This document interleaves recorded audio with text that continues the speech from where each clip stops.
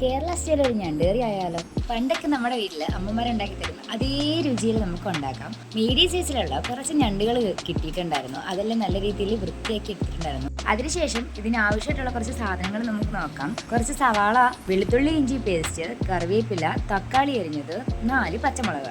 ഇതെല്ലാം റെഡിയാക്കി വെച്ചതിന് ശേഷം ചട്ടി വെച്ച് ചൂടായതിനു ശേഷം കുറച്ച് എണ്ണ ഒഴിച്ചിട്ടുണ്ടായിരുന്നു കേട്ടോ. അതിനുശേഷം ഇഞ്ചി വെളുത്തുള്ളി ചേർത്ത് അതിന്റെ പച്ചമണം പോകുന്നത് വരെ നമ്മൾ നന്നായിട്ട് വഴറ്റുക കേട്ടോ. അതിനുശേഷം സവാളയും കറിവേപ്പിലയും പച്ചമുളകും ഇട്ട് അത് നന്നായിട്ട് വഴറ്റിയെടുക്കുക കേട്ടോ. വഴറ്റിയെടുത്തതിന് ശേഷം അതിന് ആവശ്യമായിട്ടുള്ള മസാലകൾ ചേർക്കാം. മുളക് പൊടി, മല്ലിപ്പൊടി, മഞ്ഞൾപ്പൊടി, കുറച്ച് ഗരം മസാല, ഇതെല്ലാം ചേർത്ത് നന്നായിട്ട് പച്ചമണം മാറുന്നിടം വരെ നന്നായിട്ട് ഇളക്കിയെടുക്കുക കേട്ടോ. ഇളക്കിയെടുത്തതിന് ശേഷം നമുക്ക് ആവശ്യമായിട്ടുള്ള ഒരു തക്കാളി ചേർക്കേണ്ടതുണ്ട്. ആ തക്കാളിയും ചേർത്ത് കുറച്ച് നേരം ആവിയിൽ വേവിച്ചെടുക്കണം കേട്ടോ.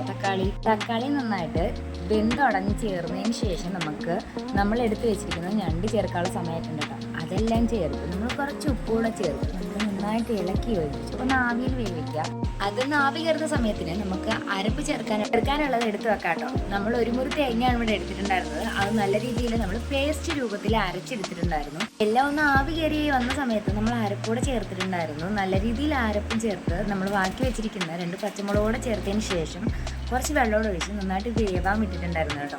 10-15 മിനിറ്റ് ആയപ്പോഴത്തേക്കും തന്നെ അത്യാവശ്യം നമ്മൾ വെള്ളം ഒഴിച്ചതെല്ലാം കുറുകി വറ്റി നന്നായിട്ട് വെന്ത് കിട്ടിയിട്ടുണ്ടായിരുന്നു. പിന്നെ കുറച്ച് വെളിച്ചെണ്ണ ഒഴിച്ച് കുറച്ച് കറിവേപ്പിലയോടെ ചേർത്തപ്പോഴത്തേക്കിനും സൂപ്പർ കറിയായിരുന്നു കേട്ടോ.